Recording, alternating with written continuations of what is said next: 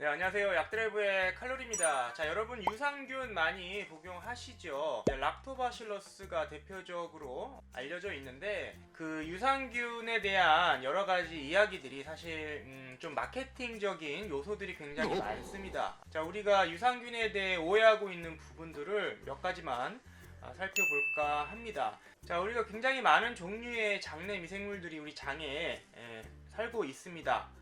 그 일반적으로 우리가 얘기하는 건 이제 세균이죠, 박테리아. 뭐 그 이외에도 바이러스, 뭐 효모균, 곰팡이균 굉장히 다양한 생태계를 이루고 있는데, 우리가 이제 태어나서 이제 무균 상태에 있다가 이제 밖으로 나오면서 엄마의 질내의 어떤 환경과 접하기도 하면서 또 모유를 먹고 뭐 이런 환경들에서 이제 우리가 흔히 얘기하는 이제 락토바실러스,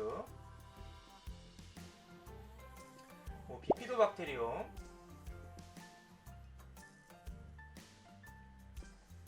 물론 이 비피도박테리움은 우리가 뭐 일반적으로 유산균이라고 얘기하지는 않는데 아무튼 많이 대표적으로 먹는 프로바이오틱이죠. 처음에 아이가 태어나면은 대부분 이제 락토바실러스나 비피도박테리움이 우리 장내에 서식을 합니다. 우점종이라는 얘기죠. 근데 이제 아이들이 다양한 시기를 하면서 굉장히 다양한 몇백 종 이상의 세균들로 구성을 하게 됩니다.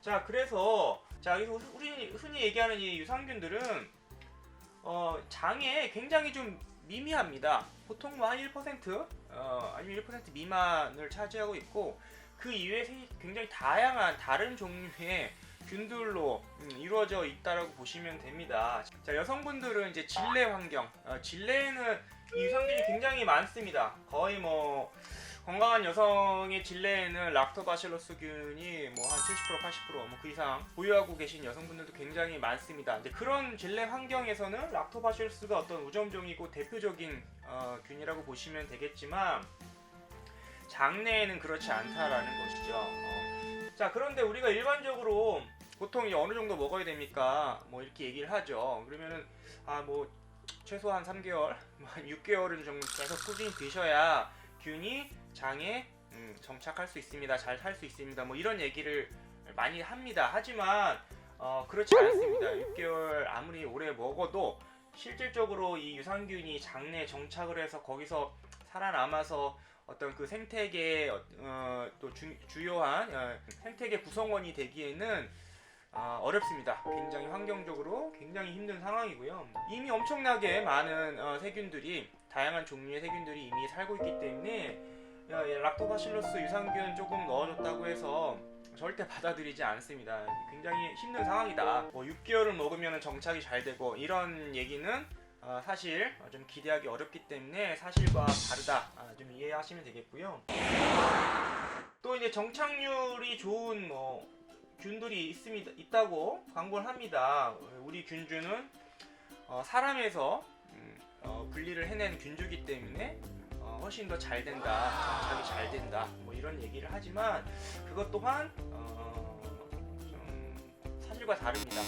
아까도 말씀드렸듯이 일단 사이즈적으로 균의 어떤 수나 종류가 이미 많기 때문에 정착률이 아무리 좋은 균을 넣어줘도 그 장내 환경에서 살아남아서 정착이 되기는 굉장히 어렵고요. 설령 자기 장에서 유산균을 분리해서 그 분리된 균주로 제품을 만들어서 먹어도 정착이 잘 안 될 확률이 굉장히 높기 때문에 아무리 뭐 정착률이 좋다 뭐 이런 것들은 사실 어떤 실험적으로 어떤 제한된 환경에서 좀 좋았다는 것이지, 실제로 우리가 먹었을 때 장내에서 정착이 잘 될 확률은 낮다고 보시면 됩니다. 그래서 유산균을 드실 때에는 이게 이제 먹어서 우리 몸에 우리 장에서 정착을 잘해서 거기서 어떤 구성원으로서 역할을 잘 하겠구나, 이런 기대를 하시기는 좀 어렵고요. 복용한 유산균이 한 1주에서 2주 정도 장에서 어떤 역할을 하면서 기능적인 효과를 내죠. 그렇기 때문에 그 정도가 지나면 별로 효과가 이미 없어진다라고, 다 대변으로 배출이 된다고 보시면 됩니다. 겁니다. 어떤 뭐 예를 들어 설사가 좀 있다거나 장이 불편하시거나 이런 경우 일시적으로 좀 먹음으로써, 아니면 그런 증상이 좀 빈번하게 있으신 분들은 계속 드시면 되겠죠. 하지만 어느 시간에 끊는다고 해서 그 먹었던 균주들이 거기 남아있어서 그 역할을 계속 하는 건 아니라는 얘기죠. 그래서 이제 특정 기간 동안 유산균을 먹는 동안 우리가 어떤 효과를 기대할 수는 있겠지만 그것을 이제 오래 먹는다고 해서 정착이 되거나 그러지는 않기 때문에 여러분들이 이제 유산균이나 프로바이오틱스가 필요한 어떤 건강 상태에 따라서 복용을 하시면 되는 것이지, 이거를 뭐 몇 개월치 꼭 먹어야 된다 이렇게 생각하실 필요는 없다고 생각을 합니다. 그래서 오늘은 이제 뭐 많이들 드시는 이 유산균에 대한 잘못된 오해 몇 가지를 설명을 드렸습니다. 이거 이외에도 굉장히 많은데 뭐 다른 부분들은 또 순차적으로 준비를 해서 알려드리는 시간을 갖도록 하겠습니다. 감사합니다.